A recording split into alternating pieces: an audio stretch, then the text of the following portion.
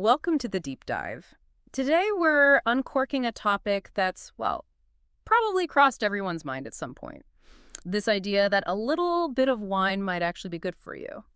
Yeah, it's definitely out there. You know the stuff, a glass of red a day keeps the doctor away, or the classic, it's good for the heart. It's certainly a belief that's deeply rooted in popular culture. Absolutely. But is there real evidence behind these claims? Or is it more a case of, wishful thinking as we sip our Pinot Noir? Yeah. That's what we're diving into today. We've gathered decades of research to really get to the bottom of whether moderate wine consumption, red or white, offers genuine long-term health perks, or if it's more, well, let's just say good for morale. We'll be exploring the historical angle, especially that intriguing French paradox, the supposed benefits for heart health, and even the less glamorous side when it comes to cancer risks. It's a fascinating area with a lot of layers to peel back, a lot of complexity there. It is. So before we get too far into the details, let's nail down what exactly moderate wine consumption means, I know, in the context of health research. What are the boundaries we're talking about here? Okay, yeah, good place to start. Generally, health research defines moderate consumption as up to 1 standard drink per day for women Okay. and up to 2 for men. A standard drink of wine is typically around 5 ounces or maybe 138 milliliters. Right. And that contains about 14 grams of pure alcohol. Now, it's really important to remember that these are maximus. Not like a target. Exactly, not a daily prescription. Definitions can vary slightly across studies and countries, but the key is, low volume, regular intake, and not exceeding these limits. Right. So it's not a suggestion to have a daily double, just a marker for what's generally considered moderate? Within research, anyway. Precisely. And who should absolutely steer clear of alcohol altogether? There must be groups where even that amount is risky. That's a critical point. Certain groups should abstain entirely. This includes pregnant women, obviously, individuals on specific medications or with particular medical conditions, anyone under the legal drinking age, naturally, and anyone with a history of alcohol use disorder. Right. For these individuals, even what's considered moderate drinking can carry significant risks. Makes perfect sense. Okay, now, let's step back in time a bit. Where did this whole notion of wine being beneficial even come from? You kind of picture folks in the Mediterranean just knowing it, right? Well, wine has a long history in many cultures for sure, but the more modern scientific interest really took hold in the late 20th century. Okay. With observations like the French paradox, researchers noticed that despite a diet high in saturated fats, the French population had surprisingly low rates of coronary heart disease. Ah, okay. And one of the theories put forward was their regular consumption of red wine. Ah, yes, the famous French paradox. I remember hearing whispers about this. It caused quite a stir, didn't it? It did indeed. Back in 1991, there was a very popular 60-minute segment that really brought the French paradox into the public eye, suggesting that wine, maybe along with other dietary and lifestyle factors, might be a key to their heart health. Then in 1992, a significant scientific paper by Serge Renaud and Michel de Lorgeroux was published. Okay. It reported a link between moderate wine intake and lower rates of heart disease. Their idea was that wine might have a blood thinning effect. How so? By making blood platelets less sticky. So while it initially looked like moderate drinking had a protective effect, the crucial takeaway now is that these findings are being heavily scrutinized. It's not really clear if the alcohol itself was the magic ingredient. So that really ignited the idea of a daily glass being a good thing, though, at the time. Exactly. It really captured the public's imagination and definitely shaped perceptions around red wine. Right.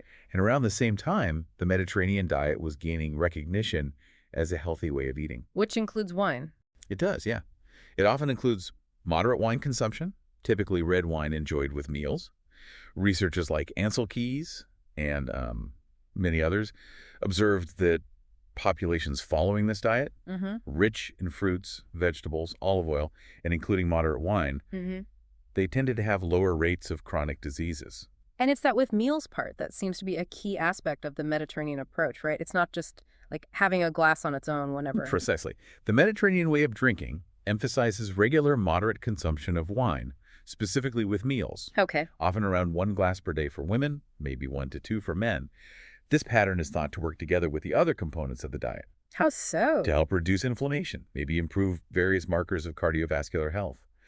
Culturally, in these regions, wine is often seen as a natural and integral part of a meal, Right. rather than just a beverage for, getting tipsy. It sounds like a very different mindset than how some other cultures might view alcohol. It can be, yeah. And throughout the 70s, 80s, and 90s, many observational studies started reporting this J-shaped curve relationship between alcohol and health. What's the story there? The J-shaped curve. Basically, it suggested that when you look at rates of disease or overall mortality, Yeah. moderate drinkers often appeared to have lower rates compared to both people who didn't drink at all and those who drank heavily. So, like, the teetotalers and heavy drinkers were worse off than the moderate ones. That's what the curve suggested, yes. Yeah. For example, a study in 1977 looking at Japanese men in Hawaii found less heart disease in moderate drinkers. And then large long-term studies like Harvard studies of U.S. health professionals and nurses, along with Danish population studies. Okay. They consistently showed that light to moderate drinkers had a significant reduction, maybe 20 to 40% in their risk of coronary heart disease compared to non-drinkers. Wow, that's quite a drop. It seemed that way. Moderate drinkers also tended to live a bit longer on average in some studies. So numerous studies over those years pointed to this J-shaped curve. That sounds pretty compelling on the surface. It did. It really fueled the idea that some alcohol, especially wine, might be genuinely good for you. But I sense a but coming. Yeah. As more data came in, the picture started to get a bit more complex. Scientists began to question whether wine was uniquely protective, or if it was simply that people who drank wine moderately also tended to have other healthy lifestyle habits. Right, the confounders. Exactly. For instance, those Danish studies from the 90s that showed wine drinkers had lower mortality than beer or spirit drinkers. They also revealed that the wine drinkers were generally wealthier and had healthier diets. Oh. Okay. So is it the wine itself, or is it that people who enjoy a glass of wine with dinner also tend to eat healthier food, exercise more, have better healthcare access? Right. Those other factors make it tricky to pinpoint the wine's direct impact. So it's that classic correlation versus causation puzzle. Maybe it wasn't the wine itself, but all the other good stuff these people were doing. Exactly. And over the last couple of decades, this debate has really intensified. Many of those early studies were observational, which, as we know, can't definitively prove cause and effect. Sure. Since the early 2000s, there's been much more scrutiny on whether the apparent benefits of moderate drinking were truly due to the alcohol or to these other factors, these confounding variables. Sure. As we're about to explore, a lot of newer research and analyses have really started to challenge some of the more optimistic conclusions from those earlier days. Okay. So while moderate wine is still deeply embedded in many cultures, health authorities are definitely taking a more cautious stance now. Let's really delve into the evidence on specific areas of health, Sounds good. starting with the big one, cardiovascular effects. Right. Heart health, that's always been the main selling point, hasn't it? It has. And it's true that moderate alcohol, including wine, does have some well-documented biological effects that could, in theory, protect the heart and blood vessels. Like what? For example, it can modestly raise levels of HDL, the good cholesterol. Okay. And it can also help to prevent excessive blood clotting by reducing platelet aggregation, sort of a mild blood thinning effect. Okay. Those sound like tangible benefits. They are. And red wine, in particular, gets a lot of attention because it's rich in polyphenols. Right, the antioxidants. Yeah, things like resveratrol, quercetin, and catechins. These are antioxidants that have shown potential in improving the function of our blood vessels and reducing inflammation in the arteries. Resveratrol, which is found in grape skins, really gained a lot of fame as a potentially heart protective compound, specifically in red wine. So these compounds are like little superheroes for our arteries. That was the hope anyway. That's the idea. And because of these factors, decades of observational studies did consistently find lower rates of coronary artery disease, things like, clogged arteries and heart attacks in moderate drinkers compared to those who didn't drink at all.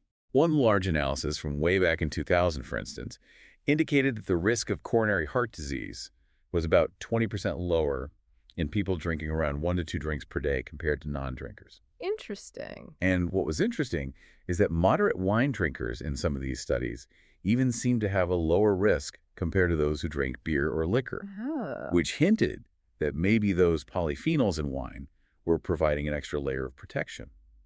This seemed to line up with why populations in the Mediterranean and France, with their regular wine intake, often showed good heart health. But you mentioned that newer research has kind of tempered this enthusiasm. What's changed? Several things. Firstly, and this is crucial, the American Heart Association, Yeah. the AHA. Yeah. They explicitly state that people who do not currently drink alcohol should absolutely not start drinking for the purpose of gaining cardiovascular benefits. That seems pretty clear. Don't start. Right. It's a really important piece of advice from a major health organization. The reason for this caution is that the link between moderate alcohol and heart health might not be as straightforward as we once believed. So those earlier findings might have been a bit misleading, or maybe misinterpreted. Potentially. Some of those earlier associations could be due to those confounding factors we talked about. Right. The healthy lifestyle thing. Exactly. People who enjoy a glass of wine with dinner might also have other healthy habits that contribute to better health: regular exercise, a diet rich in vegetables, maybe higher socioeconomic status, which often correlates with better health care. Sure. It's possible that these factors, rather than the wine itself, were the real drivers of those better health outcomes. Makes sense. And indeed, more recent, what are considered stronger studies, studies that have made more rigorous attempts to control for these kinds of confounding variables. Okay. They've actually found no significant benefit in terms of longevity from moderate drinking when compared to not drinking at all. Really? No benefit? In terms of living longer, some major studies are finding that. In fact, a large review and analysis from just last year, 2023, which pooled data from many different studies. Yeah. It concluded that having around 2 drinks per day did not lower the risk of death compared to abstaining. That's a pretty significant shift in perspective from that 20% reduction idea. It is. And there's also the issue of what's known as abstainer bias. Abstainer bias. What's And that? think of it like this. If a study compares people who drink moderately to a group of non-drinkers, Oh, okay.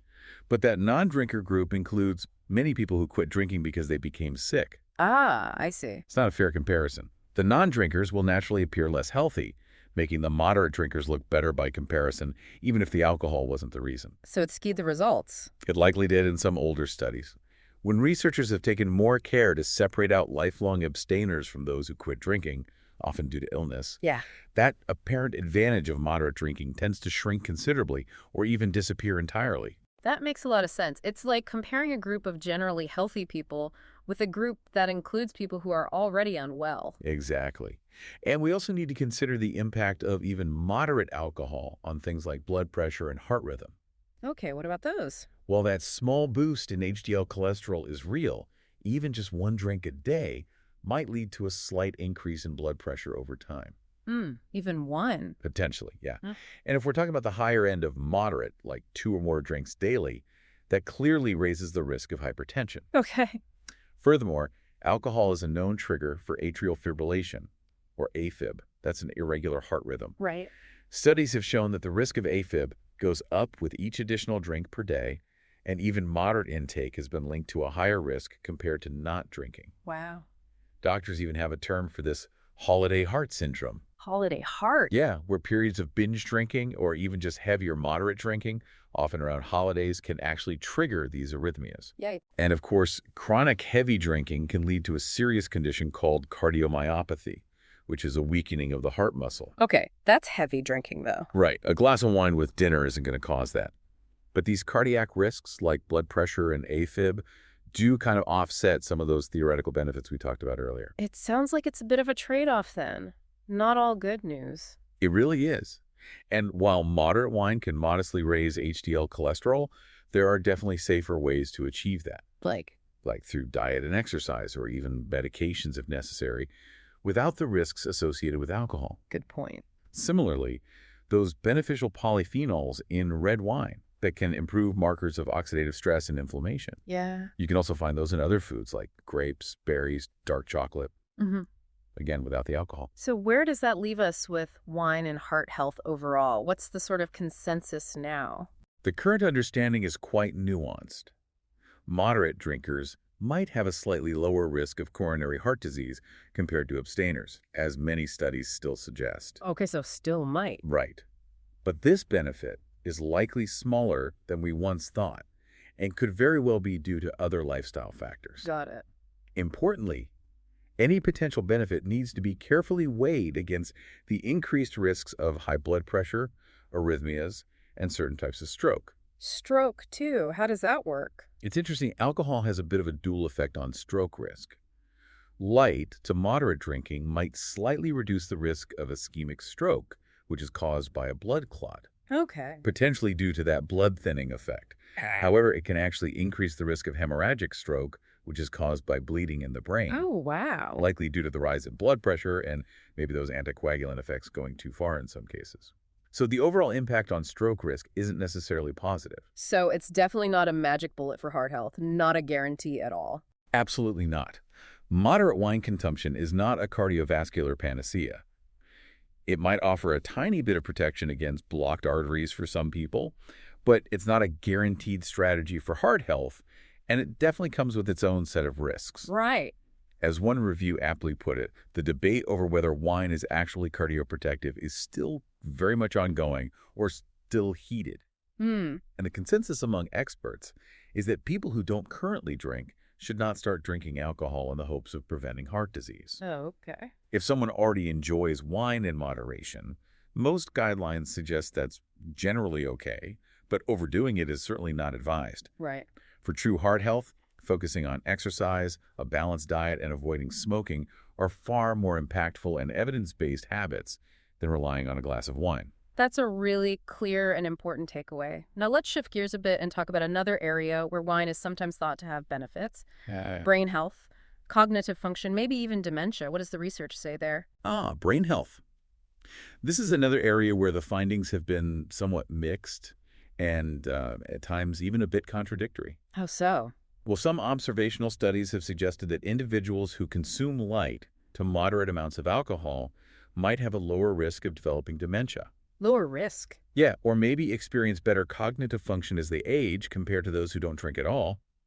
We've even seen that J-shaped pattern pop up in some studies looking at cognitive decline. Again, so abstainers and heavy drinkers worse off. In some studies, yes, with abstainers and heavy drinkers showing a higher risk of dementia, and moderate drinkers seemingly having the lowest risk. One long-term French study even reported that abstaining from alcohol in midlife was linked to a higher rate of dementia later in life compared to moderate drinking. So on the surface, it sounds like a little tipple might keep the brain ticking. Maybe? That's the initial impression, yeah. The proposed reasons behind these potential benefits have included things like improved cerebral blood flow and a reduction in inflammation.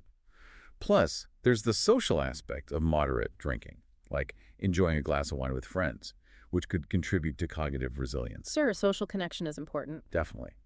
And, just like with heart health, the polyphenols found in red wine have been studied for their potential neuroprotective properties in laboratory settings.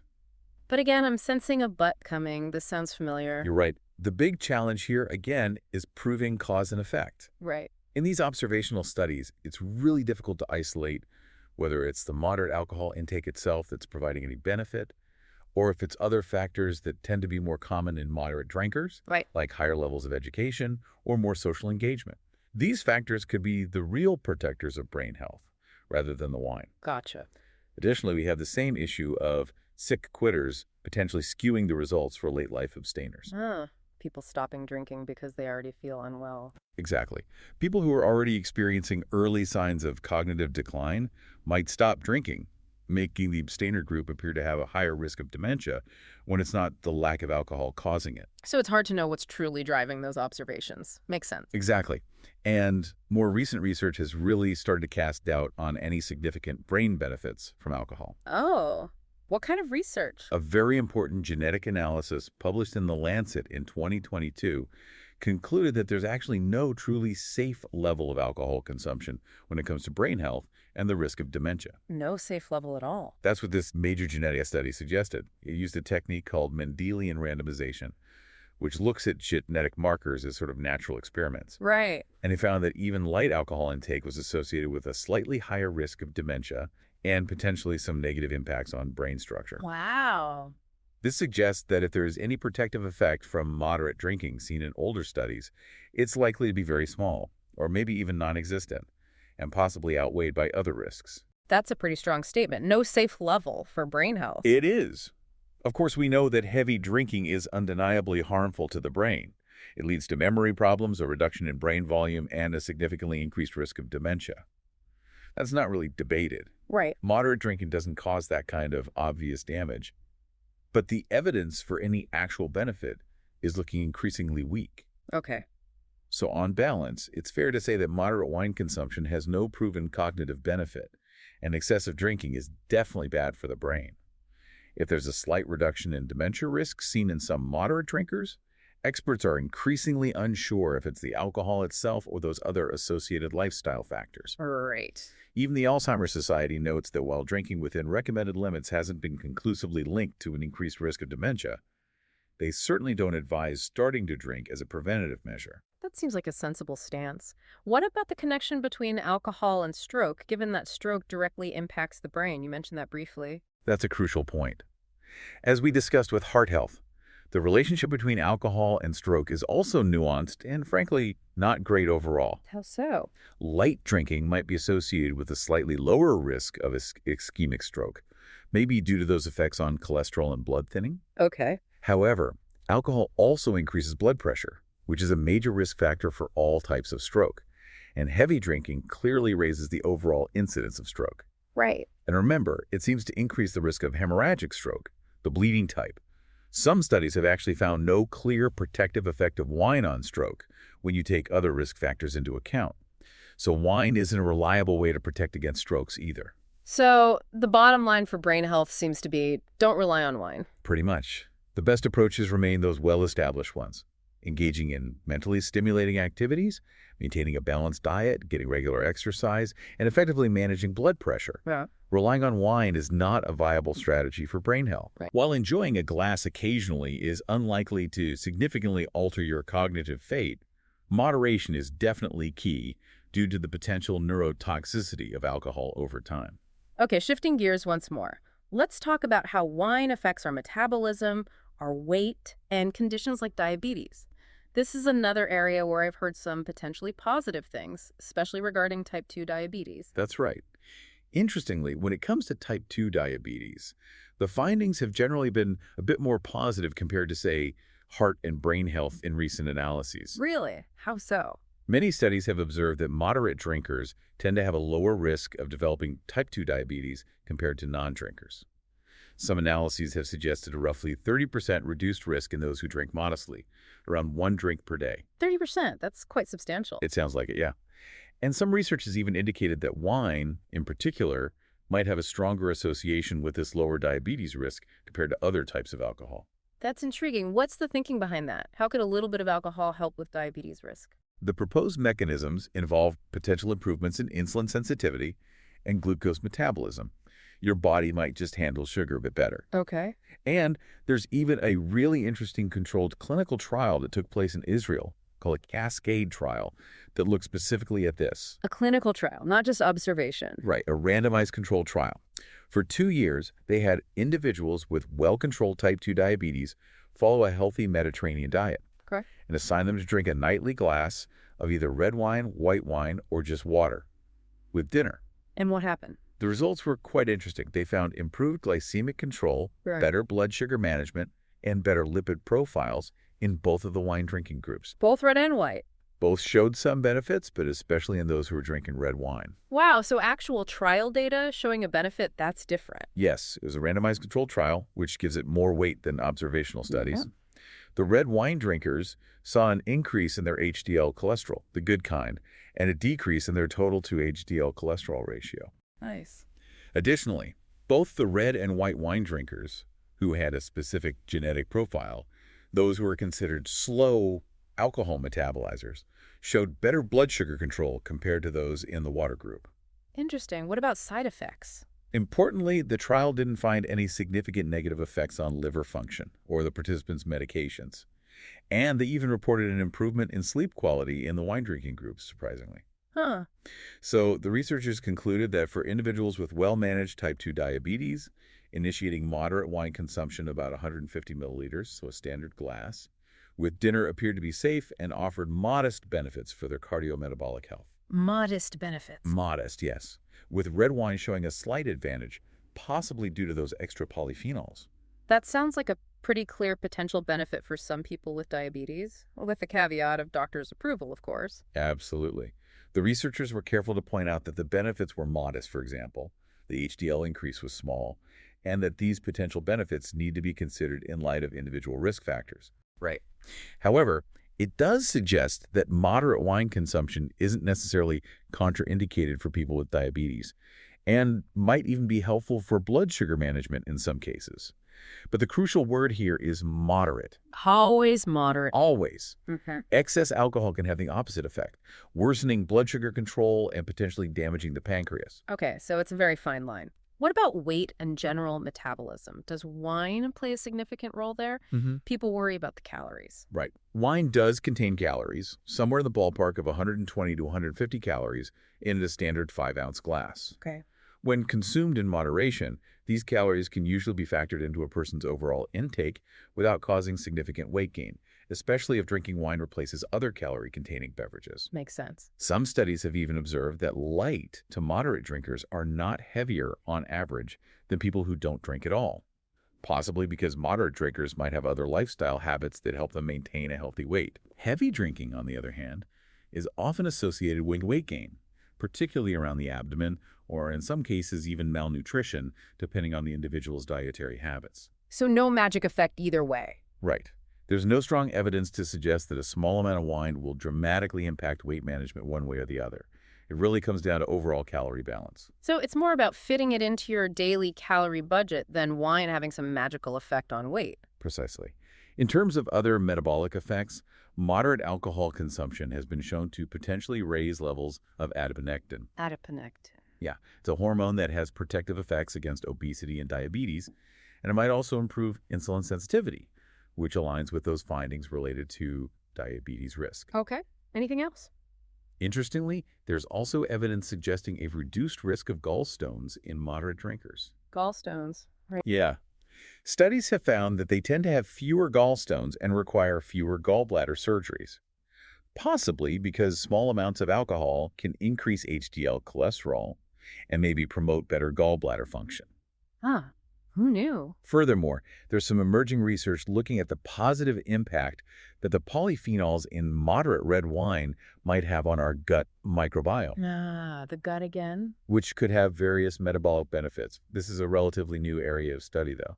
That's fascinating. Our gut health seems to be connected to everything these days. It really does. However, it's important to remember the potential downsides, metabolically speaking. Like? Even moderate drinking can elevate triglyceride levels in some people. Triglycerides, right. Not good. No. Yeah. And certain wines, especially sweeter varieties or sugary mixed drinks made with other alcohol, can add unnecessary sugar to your diet. So individuals with high triglycerides or fatty liver disease need to be particularly cautious with any alcohol intake. Good point. So, summarizing the metabolic side. For metabolic health, light to moderate wine consumption appears to be generally neutral to potentially slightly beneficial, particularly in relation to reducing the risk of type 2 diabetes and maybe gallstones. Okay.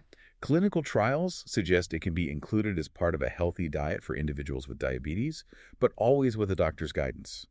The key, as always, is moderation. Right. Exceeding those moderate levels can lead to negative metabolic consequences, and it's crucial not to rely on wine as a primary strategy for preventing diabetes. Diet and exercise are far more effective and well-established tools. Of course. But for someone who enjoys a glass of wine with dinner and keeps their intake moderate, it can likely fit into a balanced diet and may even offer some minor metabolic advantages. Okay, we've covered heart, brain, and metabolic health. Now, let's move to a topic that perhaps casts a bit of a shadow over the potential benefits: the link between wine and cancer risk. This is an area where I've heard some pretty concerning things. You're right to be concerned. If there's one area where the risks associated with alcohol consumption arguably outweigh any potential benefits, it's probably in the realm of cancer. Really? That strongly? Yeah. The World Health Organization classifies alcohol as a Group 1 carcinogen. Group 1, what does that mean? That's the highest risk category. It puts alcohol in the same group as things like tobacco smoke and asbestos, known causes of cancer in humans. Wow. That's a pretty stark classification. What makes alcohol so carcinogenic? When we consume alcohol, our bodies metabolize it into a substance called acetaldehyde. Acetaldehyde. Yes. Acetaldehyde is a toxic chemical. It can damage our DNA and promote the development of cancer, and this process occurs regardless of the type of alcoholic beverage we're drinking. So it doesn't matter if it's wine, beer, spirits? Nope. The ethanol itself is the culprit, and it gets converted to acetaldehyde. So even moderate wine consumption isn't immune to this risk? Even just one glass? Unfortunately, no. Even moderate wine consumption has been linked to an increased risk of several types of cancer. One of the most concerning is breast cancer, particularly in women. Studies have consistently found that women who have even just one drink per day can have a modest but meaningful increase in their risk of breast cancer compared to those who don't drink at all. Even just one a day? Yes. Some comprehensive meta-analyses have concluded that even less than one drink a day can slightly elevate this risk, and the risk tends to increase further with each additional drink. Wow. The WHO has even reported that in Europe, the majority of alcohol-attributable breast cancer cases are actually due to light and moderate drinking. How can that be? Simply because so many women drink at these levels. So even if the individual risk increase is small, it adds up to a significant number of cases across the population. That's quite sobering. And what about the idea that red wine's antioxidants might offer some protection against breast cancer, that resveratrol stuff? Yeah, that's often brought up. While red wine does contain compounds like resveratrol that have shown anti-cancer properties in cell and animal studies, the evidence in humans doesn't support a protective effect against breast cancer from red wine. The alcohol content itself seems to be the primary driver of the increased risk. Some research has looked at whether moderate red wine might affect hormone levels differently than other types of alcohol, but the findings haven't been conclusive enough to override the general advice that all types of alcohol can increase breast cancer risk. And what other cancers are linked to alcohol consumption, even at moderate levels? Cancers of the mouth, throat, esophagus, and liver have a strong link to alcohol. Okay. And while the risk is generally higher in heavier drinkers, even smaller amounts can contribute to some increased risk. The risk is particularly amplified if someone also smokes. Why is that? Alcohol can act like a solvent, helping the harmful carcinogens in tobacco get into the cells lining the mouth and throat more easily. Ah, a double whammy. Exactly. Yeah. Colorectal cancer is another one where moderate alcohol consumption, particularly above around one drink per day, has been associated with a higher risk in many studies. Yeah. It seems to be a dose-dependent effect. The more alcohol consumed, generally the higher the risk. So while the absolute risk from one small drink might not be enormous, it's still a real, measurable risk. That's correct. For example, having one drink a day might slightly increase a woman's lifetime risk of breast cancer, maybe from, say, 12% to 13%, just hypothetically. Whether that small increase is an acceptable trade-off is a personal decision. Right. But public health experts are increasingly emphasizing that there is no completely safe level of alcohol consumption when it comes to cancer risk. No safe level at all for cancer. That's the message from organizations like WHO and cancer societies. The risk starts from that very first drop and accumulates with increased intake. Wow. In fact, WHO data indicates that about half of all alcohol-attributable cancers occur in people who are light to moderate drinkers, not just in those with alcohol use disorders. Half? That's surprising. It is. It highlights that even low levels contribute significantly to the overall cancer burden from alcohol. This is why organizations like the American Cancer Society now advise against drinking alcohol for cancer prevention and recommend minimizing intake if one does choose to drink.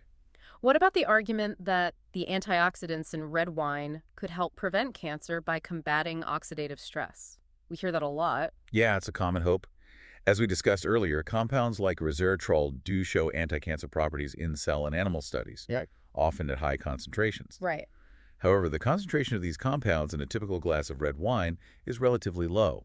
It's not clear if our bodies can absorb enough to really counteract the cancer-promoting effects of the ethanol itself. So the alcohol's bad effects might just overwhelm any good from the antioxidants. That seems to be the case based on the population data.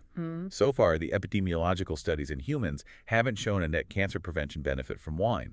In fact, the overall risk of several cancers tends to increase with regular alcohol intake. A study that specifically compared red versus white wine on cancer risk didn't find any significant difference in the overall incidence of cancer between the two. So red wasn't better than white for cancer? Not in that study for overall risk. This suggests that neither type is acting as a health promoter in this context. Well, there's some very limited data hinting that red wine might be less strongly associated with certain specific cancers compared to beer or spirits. Yeah. This isn't well established, and certainly not enough to consider wine protective. The alcohol effect seems dominant. So the idea that red wine could somehow cancel out the cancer risk seems to be a myth. Pretty much, yes. When it comes to cancer, wine, whether red or white, should not be seen as a tool for prevention. The safest approach from a cancer risk perspective is to drink as little alcohol as possible, ideally none at all. Right. Health agencies like the WHO have explicitly stated that no level of alcohol consumption is safe when it comes to cancer risk, and that any potential cardiovascular benefits do not outweigh these cancer risks on an individual level. That's a strong statement. Benefits don't outweigh the risks. For cancer specifically, that's their stance. This doesn't mean that someone who enjoys an occasional glass of wine is necessarily at extremely high risk. Many factors contribute to cancer development: diet, genetics, environment. Sure. But it's crucial to be informed that even moderate wine consumption does add to your cumulative lifetime risk of cancer. For individuals with a strong family history of certain cancers, like breast or colorectal cancer, it's definitely something to consider, and they might want to choose to abstain or drink very rarely. That's a really important message to understand. Okay, so let's delve into the specific differences between red and white wine then. Red wine gets so much of the health spotlight. Is it really that much healthier than white wine? That's the big question, isn't it? Red wine definitely has a stronger health halo around it, largely due to that focus on compounds like resveratrol. Right. The key difference between red and white wine production is that red wine is fermented with the grape skins, while white wine is usually made from grapes where the skins are removed early in the process. And the skins are where the good stuff is. Mostly, yes. Those grape skins, especially from red and purple grapes, are where the majority of the polyphenols, including resveratrol, anthocyanins, and tannins, are found. So red wine is automatically richer in these potentially beneficial compounds. Precisely. As a result, red wine contains significantly higher levels of these plant compounds. For example, the concentration of resveratrol can be up to 10 times higher in red wine compared to white wine. 10 times? Wow. Yeah, and these compounds have been linked to various potential health benefits, particularly for heart health, like improving cholesterol levels and the function of the lining of blood vessels. And there's also some research suggesting potential benefits for brain health, as we touched on. What about white wine? Does it have anything? White wine isn't completely devoid of polyphenols. It does contain some, like tyrosol and hydroxytyrosol, along with certain antioxidants, but the overall concentration is much lower than in red wine. Okay, so biochemically, red wine seems to have an edge. But what does the research say about actual health outcomes for red versus white wine drinkers? Do red wine drinkers live longer or have fewer heart attacks? Interestingly, most of the large observational studies haven't found dramatic differences in overall health outcomes between people who primarily drink red wine and those who mainly drink white wine, as long as the consumption is moderate. Really? Despite Yeah. the biochemical difference? Yeah. The beneficial associations that we've discussed, like a lower risk of heart disease, often seem to apply to moderate alcohol intake in general, regardless of whether it comes from beer, wine, or spirits. Hmm. For instance, a large review looking at this specifically didn't find a clear difference in overall mortality or the risk of most cancers between red and white wine consumption. Okay. That being said, some studies have hinted that red wine might offer slightly more cardiovascular benefit. In those Danish studies we talked about earlier, individuals who drank wine, which was likely mostly red in that context, tended to have lower rates of heart disease compared to those who drank beer or spirits. However, it's still challenging to determine if this is truly due to the type of drink or if it's related to other lifestyle differences in those who prefer wine. It's that pesky confounding factor again. What about more direct comparisons in clinical trials? Have they shown a difference? Those can offer some more insight. The Cascade Diabetes trial we discussed earlier directly compared red wine, white wine, and water. Right. What did that find again? In that trial, red wine did show a stronger effect on improving cholesterol levels, specifically by raising HDL and improving the total to HDL cholesterol ratio compared to white wine. Ah, so clear difference there. In that specific outcome, yes. Yeah. Both wines did show improvements in blood sugar control in certain genetic subgroups, but only red wine significantly boosted the good cholesterol. This suggests that those extra compounds in red wine might have provided an added benefit for that particular cardiovascular risk factor. Other shorter-term trials have also indicated that red wine can be more effective at reducing inflammatory markers compared to the same amount of white wine, again likely due to the higher concentration of polyphenols. So while the big population studies might not show huge differences, these more controlled trials suggest red wine might have some specific advantages, at least for certain markers. That's a fair summary. However, we need to have a resveratrol reality check. Uh-oh. What's that? While resveratrol gets a lot of hype, and it does show impressive effects in laboratory studies using very high doses, Right. the amount you get from a couple of glasses of red wine per day is actually quite low. To reach the levels that have shown benefits in animal studies, you would have to drink an impractical and frankly unhealthy amount of red wine. Gallons, maybe. Okay, so not realistic. Not at all. Yeah. So, while resveratrol is interesting, its role in the potential health benefits of moderate wine consumption in humans is still being debated. Some scientists believe that even low doses consumed over many years could have a cumulative effect, while others are more skeptical. What about resveratrol supplements?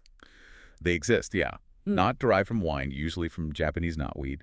They're being studied for their health effects, but we don't have a definitive answer on those yet either. It's complex. So while red wine might have more of the good stuff, we can't rely on it as a major source or think it cancels out the alcohol. Exactly. In essence, red wine has a biochemical advantage over white wine due to those extra nutrients from the grape skins. That makes it the more logical choice if you are going to drink wine and you're hoping for any potential health benefit, however small. Okay.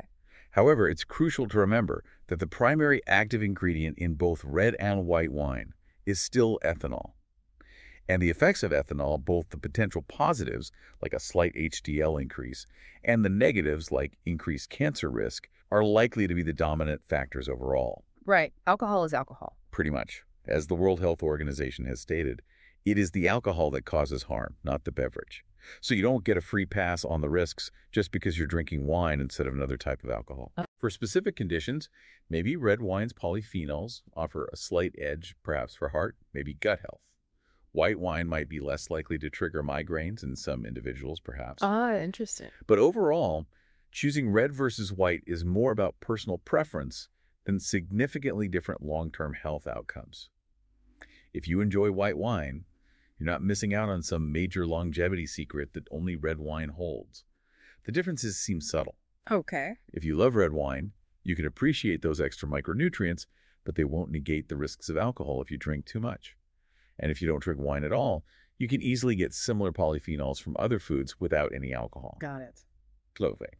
So yes, red is possibly a touch healthier than white in moderation due to the polyphenols, but neither should be considered a health food, and both still count as alcohol. That's a very balanced and helpful perspective. Now, let's broaden the scope a little. We focus a lot on red versus white wine, but how does wine stack up against other types of alcohol, like beer or hard liquor, when it comes to health? Is wine somehow special, or is it really just alcohol in a different guise? That's a really important question, and the answer is that, chemically speaking, all alcoholic beverages contain ethanol. That's the primary driver of the health effects we see, both the potential positives and the definite negatives. So ethanol is ethanol no matter the drink? Fundamentally, yes. Yeah. Moderate amounts of ethanol, regardless of whether it comes from wine, beer, or spirits, can have some similar effects, like potentially raising HDL cholesterol and possibly helping to reduce stress short term. Okay. Conversely, excessive ethanol, no matter the source, can lead to liver damage, heart problems, and an increased risk of various cancers. So in that fundamental sense, wine, beer, and spirits are quite similar.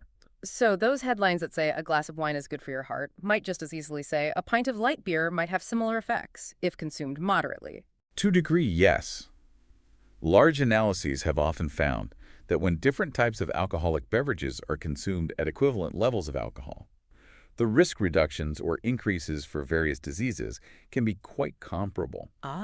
For example, a meta-analysis looking at alcohol and heart health across numerous studies found a similar J-shaped curve for total alcohol intake, not just specifically for wine. Okay. Light beer or liquor drinkers in some of those studies did show some heart benefits as well, Although, as we noted, wine often showed the strongest associations. But that could be due to the drinkers, not the drink. Exactly, which leads to the next point. Yeah. It's not just about what you're drinking, but also how you're drinking it and who is doing the drinking. How so? Wine tends to be consumed in different patterns than beer or spirits often, and people who primarily drink wine also often differ in other lifestyle aspects. Like consuming it with food. Exactly. Wine is frequently enjoyed with food, sipped more slowly. Maybe people pour a measured glass or two. Beer, on the other hand, might be consumed in larger volumes, maybe more quickly. Mm. Liquor often comes in cocktails that can be high in sugar or consumed as shots, leading to faster intoxication. Right. That with food aspect of wine consumption, particularly in the Mediterranean style, might help to reduce the body's burden from the alcohol because food slows down its absorption. Plus, having wine's polyphenols alongside a meal might have some synergistic digestive benefits, maybe. And then there's the whole socioeconomic factor, right? Wine drinkers sometimes tend to have healthier lifestyles in general. We keep coming back to that. It's a key point. Yeah. Studies have shown that moderate wine drinkers often have a higher socioeconomic status and tend to engage in other healthy behaviors more frequently compared to, for example, some heavy spirit drinkers who might have more adverse health habits. These differences can make it challenging to isolate the specific impact of the beverage itself. That Danish study we mentioned, where wine drinkers had lower mortality compared to beer or spirit drinkers at the same overall alcohol intake, is a good example. Right. It's hard to definitively say if wine itself was the reason for that, as there were likely other contributing factors like diet and education levels playing a significant role.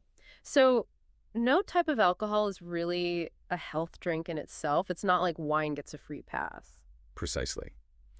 If someone is drinking excessively, it doesn't matter if it's the finest wine or the cheapest beer. The health consequences will be negative. Right. Conversely, consuming any type of alcohol in light moderation might offer some similar, albeit small, benefits like relaxation, enhanced sociability, and that slight potential cardiovascular benefit we discussed, although even that is debated now. Okay. There have even been studies that directly compare the effects of red wine, white wine, and beer, and found no major differences in health markers among the groups, aside from some slight variations in weight due to beer's carbohydrate content. Interesting. The main distinction in many cases is between drinking and not drinking, or between moderate and heavy drinking, rather than between different types of alcohol. That's a good reminder. What about the other components of these drinks, like the sugar content or what they're mixed with? Does that make a difference? That's definitely a factor to consider. Spirits are often mixed with sugary beverages, sodas, juices, syrups. Right? Cocktails. Yeah, which can add a lot of empty calories and increase metabolic risks, quite apart from the alcohol, not to mention making it easier to consume more alcohol without realizing it. True. Beer can also be relatively caloric due to the carbohydrates and can contribute to weight gain if overconsumed. Wine tends to be somewhere in the middle in terms of calories and is typically not mixed with sugary ingredients. So maybe easier to moderate? Perhaps. In a practical sense, some people might find it easier to moderate their intake with wine compared to, say, sugary cocktails or multiple beers. But that's more about behavior and the drink's composition than a fundamental difference in the alcohol's effect. So while wine isn't magically healthier, the way it's often consumed, and maybe who consumes it, might contribute to the perception that it is. Exactly. The association of wine with healthier patterns of consumption with food, sipped slowly and sometimes with more health-conscious lifestyles, likely plays a big role in that perception. Okay. If someone prefers beer or a simple cocktail, sticking to moderate amounts and being mindful of the sugar content in mixers should have a broadly similar impact as a glass of wine a day, based on the ethanol content. Got it. Health guidelines generally define moderate drinking by the amount of pure alcohol consumed, or standard drinks, not by the specific type of drink. Okay. So the best approach is probably to choose the beverage you enjoy and can consume in moderation. Rather than forcing yourself to drink red wine if you hate it. Exactly. Don't expect significant health advantages from one type over another. And it's crucial to remember that none of them should be viewed as health elixirs. That's a really helpful comparison. Now, in recent years, it seems like the health guidelines around alcohol have been shifting, becoming more cautious maybe. What are some of the evolving recommendations and what's behind these changes? You're right. There has been a noticeable shift towards more conservative guidelines regarding alcohol consumption from various global health organizations. Yeah. Earlier recommendations often acknowledged moderate drinking as being potentially low risk and sometimes even hinted at possible benefits based on that older observational data. However, newer guidelines are taking a much more cautious approach. What are some of the key changes we've seen? What's driving it? A significant one came from the World Health Organization in 2023. They issued a really strong statement declaring that when it comes to alcohol consumption, there is no safe amount that does not affect health. No safe amount. Wow. Yeah. This stance is largely driven by the growing body of research on cancer risk, as we discussed earlier. The WHO emphasized that a substantial proportion of alcohol-caused cancers occur in individuals who are light to moderate drinkers. Right, that 50% figure. Exactly. And they stressed that the risk of cancer begins with the very first drop of alcohol. They also pointed out that current evidence does not definitively show that any potential benefits for heart health or diabetes outweigh the risks of cancer at an individual level. Essentially, the WHO and many public health experts are now suggesting that the safest approach for overall health is to consume zero alcohol. And if someone does choose to drink, then less is definitely better. That's a pretty definitive statement from a major global health body. Have other organizations followed suit? Yes, we've seen more cautionary updated advice from organizations like the American Heart Association and the American Cancer Society. Okay. While the AHA still recommends moderation for those who do drink, within those same limits of 1 drink per day for women, 2 for men, Yeah. they explicitly advise that if you don't currently drink alcohol, you should not start for any purported health benefits. They emphasize that there are many other effective ways to reduce heart disease risk that don't come with the downsides of alcohol. Got it. What about cancer groups? The American Cancer Society's guidelines are even more direct. They state that it's best not to drink alcohol at all for cancer prevention. Best not to drink at all. Yes. And if you do choose to drink, you should limit your intake very severely. Similarly, the American Institute for Cancer Research advises that it's best not to drink alcohol, and if one does, to stay within just 1 drink per day, even for men. We're seeing a clear trend towards minimizing or even recommending abstaining from alcohol for health reasons. Have any countries made significant changes to their national guidelines based on this? Yes, absolutely. For example, in early 2023, Canada released completely revised national guidelines. Oh yeah, what did they say? They now advise no more than 2 standard drinks per week to minimize health risks. 2 a week? That's a huge drop. It is. It's a very significant reduction from their previous recommendations and is now one of the strictest national guidelines in the world. It really reflects the accumulating research that even relatively low levels of alcohol consumption can carry some health risks, particularly for cancer. What about the United States? Have our guidelines changed significantly? Still 1 for women, 2 for men? Yes, the U.S. dietary guidelines for 2020-2025 still define moderate drinking that way, up to 1 drink per day for women and up to 2 for men. Okay. However, it's interesting to note that during the latest revision process, there was a serious discussion about potentially reducing the male limit to just 1 drink per day as well. Really? Why? To align more closely with the recommendations for women and the growing scientific understanding of alcohol's risks at lower doses than previously thought, ultimately, that change wasn't implemented in the final guidelines. But they considered it. They did, which highlights the ongoing evolution of the thinking on this topic.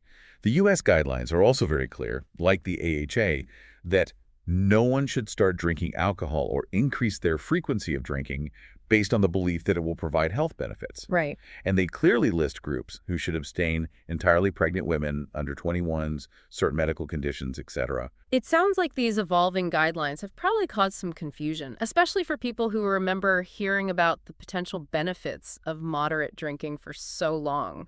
You know, the French paradox stuff. They definitely have, and it's understandable. For years, many media headlines highlighted studies suggesting that red wine was good for the heart, for example. So it can feel like the scientific understanding has suddenly flipped. Yeah. However, the reality is that our understanding has evolved gradually as we've gained more refined data, better study methods, and have become more aware of the limitations of some of those earlier studies, like the confounder issue and sick quitter bias. So it's more evolution than revolution. Exactly. It's a bit like how nutritional advice on fats or eggs has changed over time as research methods have improved. Science refines itself. Right.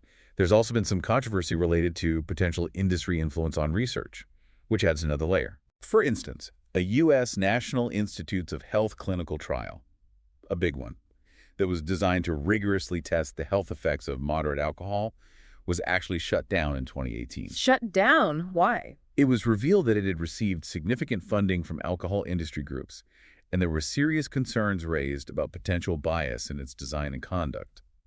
Communications surfaced, suggesting undue influence. Wow, that's not good. No, it really underscored the importance of scrutinizing research, especially in areas where there are strong commercial interests. For any potential conflicts of interest, we need independently funded research. That certainly raises questions about some of the earlier, more positive findings, if the industry was involved. So what's the bottom line on these evolving guidelines? Where do things stand? The key takeaway is that the current trend is definitely towards greater caution.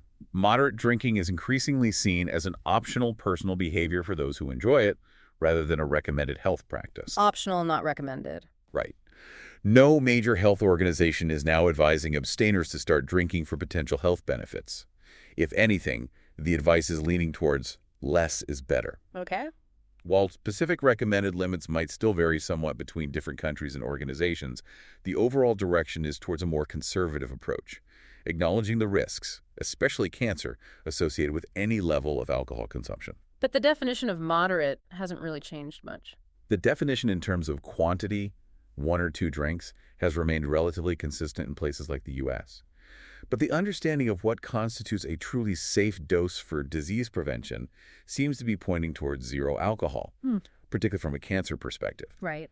However, guidelines also recognize that many people do drink moderately and that it can play a role in social life and cultural traditions. The key is to make an informed choice and to adhere to moderate levels if you do choose to drink. It seems like getting a really clear and definitive answer on the health effects of wine has been quite a challenge for researchers over the years. Why has this area been so difficult to study accurately? That's an excellent question, and you're right, it's been incredibly challenging. There are several significant methodological hurdles and potential biases that have made it hard to get a clear and consistent picture of wine's impact on health. What are some of the biggest hurdles? We've touched on some already. One of the main ones, as we keep saying, is the issue of confounding lifestyle factors. The healthy user bias. Exactly.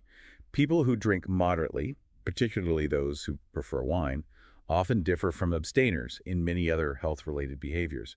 They might have higher incomes, better diets, exercise more, have stronger social networks, all of which contribute to better health outcomes independently of the wine. Right. It's incredibly difficult to statistically disentangle the specific effect of the wine itself from all of these other interconnected factors. Researchers try to adjust for these confounders, but it's virtually impossible to account for everything perfectly. So observational studies can sometimes overestimate the benefits. It's very likely they have, yes. Is it the wine? Or is it the people who enjoy wine with dinner also tend to eat Mediterranean style? Maybe they're less stressed. It's tricky. That makes sense. It's hard to untangle all those different threads. What's another major challenge? We've mentioned it, but it's worth stressing again, the sick quitter effect. Right, including former drinkers who stopped due to illness in the non-drinker group. Precisely. If your comparison group of non-drinkers is artificially unhealthy, because it includes people who quit drinking due to developing health problems, Yeah. then the moderate drinkers will naturally look healthier by comparison, even if the alcohol wasn't conferring any real benefit. More modern studies are being much more careful to separate out lifelong abstainers from former drinkers. And when they do that? The apparent health advantage of moderate drinking often diminishes significantly or even disappears entirely from any outcomes. That's a really important point about how the study groups are defined. What about the actual study design? Are there limitations there beyond observational studies? Absolutely. The gold standard for proving cause and effect in health research is the randomized controlled trial, the RCT. Right. However, conducting long-term RCTs on alcohol consumption presents some significant ethical and practical challenges. You can't ethically assign people to drink potentially harmful amounts of alcohol for decades. True. And ensuring people actually stick to their assigned group, drinking or abstaining, for that long is very difficult. People's habits change. So what can trials tell us? Short-term trials, lasting weeks or months, can randomize people to a certain level of alcohol intake versus none. But these can only really measure intermediate outcomes, changes in cholesterol, blood sugar, inflammation markers. Not actual heart attacks or cancer rates? Exactly. They can't tell us about the long-term occurrence of major diseases. And remember, that planned long-term U.S. trial that aimed to study this more rigorously was canceled due to concerns about bias from industry funding. So we lack that high-quality long-term trial data. It sounds like a very difficult area to study definitively. Are there any other research approaches that might offer more clarity, maybe avoiding some of these pitfalls? Yes, one promising approach gaining traction is Mendelian randomization, or BIN-AR. We mentioned that briefly for brain health. How does it work again? It uses genetic variants that are related to how our bodies metabolize alcohol or how much we tend to drink as a kind of natural experiment. Because our genes are randomly assigned at conception, they're less susceptible to those lifestyle confounding factors we've been discussing. Okay, like a natural random assignment. Sort of, yeah. And recent MR studies have provided some interesting and often more sobering insights. For example, some have found genetic evidence suggesting that any level of alcohol intake is associated with an increased risk of cardiovascular disease, particularly high blood pressure and stroke. The opposite of the J curve. Exactly. Suggesting that the protective benefits seen in observational studies might not actually be causal effects of the alcohol itself, but rather due to those confounders or biases. These genetic studies are strengthening the argument that the protective effects of moderate drinking might have been overestimated. That's a fascinating way to look at it, using genetics to try and tease out the causal relationships. What about just defining moderate drinking? Does that add to the confusion? It certainly does. The definition of moderate drinking has varied quite a bit across different studies and countries over time. Some older studies might have considered 3 or 4 drinks per day as moderate, which we would now classify as heavy or risky drinking. Additionally, what constitutes a standard drink can also differ in terms of size and alcohol content, depending on the study and the country.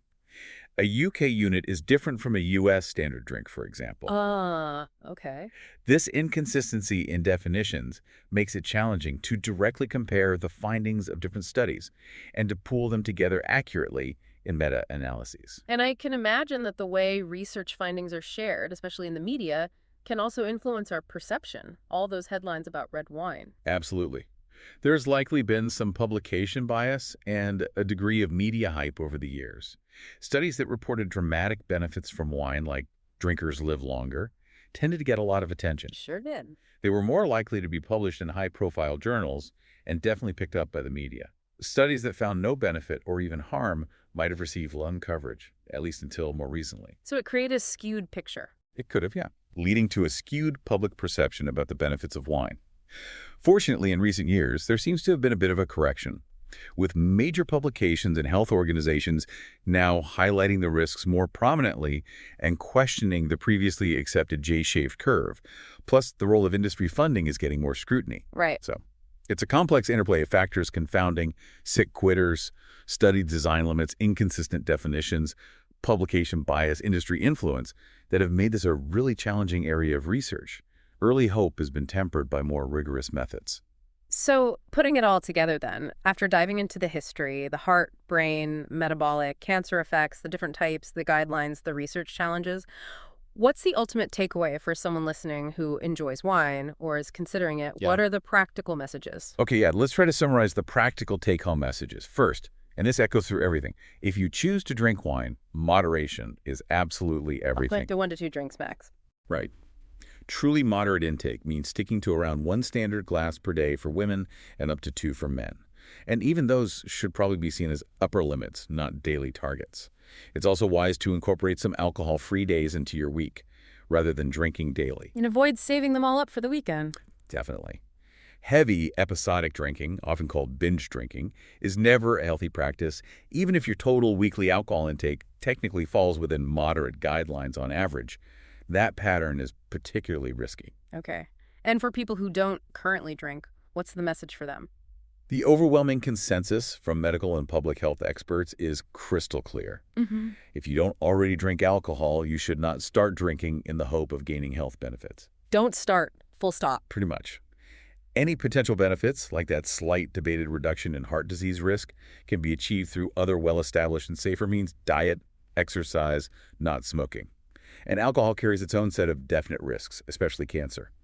If you're a non-drinker, the healthiest choice for you is almost certainly to continue not drinking. That's a pretty definitive answer. What about those who do enjoy a glass of wine sometimes? Any advice for them? If you do choose to drink, Do so in a smart and responsible way. For instance, it's generally preferable to drink wine with meals rather than on an empty stomach. Why is that again? Food helps slow down alcohol absorption and might mitigate some of the potential harms, maybe reduce the peak blood alcohol level. Also, try to sip slowly, savor it, and follow the alcohol consumption guidelines in your own country as they're developed to protect public health. And talk to your doctor. Always a good idea, especially if you have any pre-existing medical conditions like liver issues, high triglycerides, AFib, or if you're taking medications, as alcohol can interact negatively with many different drugs. And it sounds like personal risk factors should also play a big role in these decisions. It's not one size fits all. Absolutely. Everyone's individual risk-benefit calculation will be a little different. For example, someone with a strong family history of heart disease, but no history of cancer, might weigh things differently than someone with the opposite profile. Someone with a strong family history of breast cancer or a heightened concern about cancer risk might choose to drink much less or not at all, given that even small amounts of alcohol can increase that risk. Makes sense. Similarly, if you have a history of struggling with moderation or a personal or family history of alcohol use disorder, then the potential benefits of moderate drinking are certainly not worth the risk. It's better to avoid alcohol entirely in those cases. We've talked about red versus white wine and wine versus other types of alcohol. Should people be choosing one over the other for health reasons, or just drink what they like, moderately? From a practical standpoint, for most people, it's probably best to choose what you enjoy and can consume in moderation. Okay. The differences in overall health impact between red and white wine, or between wine and other types of alcohol consumed moderately, appear to be relatively minor compared to the impact of the alcohol itself and the quantity consumed. So focus on amount, not type. Mostly, yes.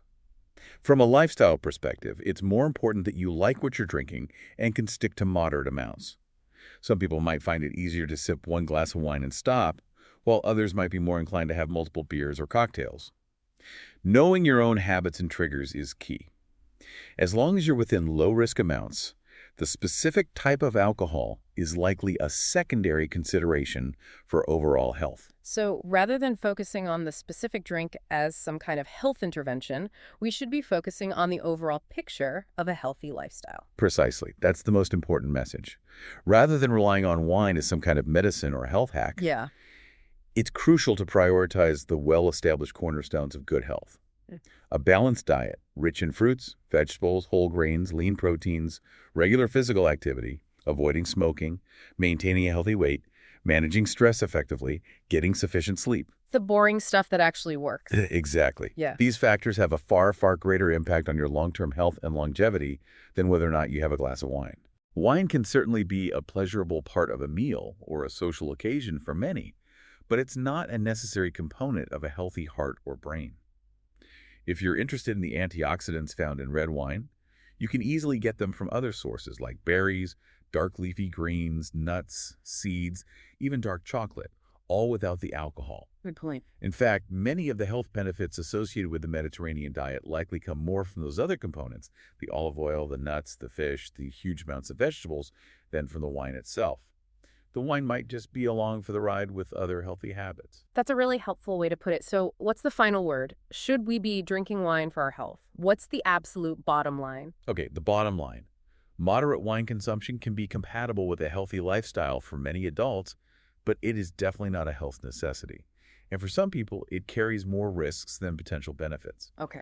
While red wine does contain compounds that have shown promise in lab research, it's not a miracle cure in the amounts typically consumed, and white wine isn't drastically different in its overall effects. Right. Both red and white wine, like other alcoholic beverages, carry definite risks, most notably an increased risk of several cancers, even at moderate levels. They might offer a very slight and highly debated potential benefit for coronary heart disease in some individuals, but this is uncertain and likely outweighed by risks for many. And the guidelines are shifting. Yes, public health guidance is increasingly emphasizing that the safest approach for overall health, particularly regarding cancer prevention, is to consume little to no alcohol. But they don't ban it. No. They also generally acknowledge that moderate drinking is a low-risk choice for many adults who enjoy it and choose to do it. So if you currently enjoy a glass of wine with dinner, you're generally healthy, and you can consistently keep your intake within those moderate guidelines, 1 for women, 2 for men, with alcohol-free days. Yeah. You can likely continue to do so without significant harm, provided you understand the potential trade-offs, you're aware of your own individual risk factors like family history, and you're not pregnant or have other contraindications. Okay. And if you don't drink? On the other hand, if you don't drink alcohol, there's absolutely no health reason to start. You are not missing out on some essential health benefit. You're already making a choice that aligns with the most current and cautious health recommendations. Stay the course. So it's less about wine being a health elixir and more about making informed choices within the context of an overall healthy lifestyle, knowing the risks. Exactly. Think of wine a bit like dessert or a small indulgence. It can be enjoyable in moderation. It might have a tiny biochemical perk or two if you squint, but it's definitely not something to rely on for daily health reasons. And too much will certainly lead to negative consequences. It's a good analogy. If you choose to drink wine, do it for enjoyment, maybe taste, maybe culture, but not as a prescription or a health strategy. Right. Keep it moderate, savor it, ideally with a meal, and always as just one small component of a broader healthy lifestyle. Right. And if you don't drink, you can confidently raise a glass of your favorite non-alcoholic beverage and toast to your health, knowing that the real keys to longevity and well-being lie in those more fundamental habits. Well, that's certainly given us a lot to think about, a very thorough deep dive. So, to revisit our initial question, is wine the secret to longevity? Well, if longevity means stretching your lifespan just enough to justify pouring that next glass, then perhaps, in a very tongue-in-cheek way. But the science tells us it's far, far more complex than that. It's definitely not a secret elixir. Right. We've seen that red wine does have those antioxidant compounds, sure, but we also can't ignore the increased risk of cancer, AFib, and other issues, and that famous resveratrol. You'd probably get more health benefits from just eating a handful of grapes or blueberries. Precisely. The dose in wine is just too low to be a major factor compared to the alcohol. So the bottom line really is, if you enjoy wine, red, white, rosé, whatever, go ahead and enjoy it responsibly, in true moderation. Okay. But please don't kid yourself into thinking it's some kind of health food or necessary tonic. You're not fooling your liver, you're not fooling your DNA, and you're certainly not fooling the World Health Organization or the cancer researchers. And for those of us who prefer to skip the wine aisle altogether, what's the final word for them? Congratulations. You're definitely not missing out on some miracle medicine. You're avoiding unnecessary risks, and you're definitely skipping the potential for hangovers and empty calories. Keep doing what you're doing. We'll raise our glasses of sparkling water to that. This has been a fascinating deep dive into the science, the hype, and the reality of wine and health. Remember, folks, consume your science without the marketing buzz. And preferably with a balanced meal. Until next time, keep exploring and keep questioning. Cheers to that.